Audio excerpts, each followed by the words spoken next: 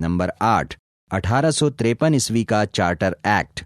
Company का England में दोहरी व्यवस्था, डायरेक्टरों के बोर्ड तथा नियंत्रण बोर्ड की अनुपयुक्तता एवं बढ़ते भारतीय साम्राज्य का उचित शासन प्रबंधन आदि ऐसे कारण थे जिन्होंने 1853 ईस्वी के एक्ट की नींव रखी, जिसकी मुख्य विशेषताएं इस प्रकार हैं। नंबर 1, इस एक्ट के अनुसार कंपनी को भारतीय प्रदेश तथा राजस्व क्राउन की ओर से न्यास ट्रस्ट के रूप में रखना था।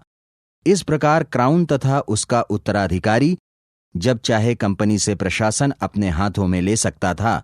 नंबर 2, इस अधिनियम में यह भी व्यवस्था की गई कि नियंत्रण बोर्ड और उसके अन्य पदाधिकारियों का वेतन सरकार निश्चित करेगी, किंतु धन कंपनी देगी।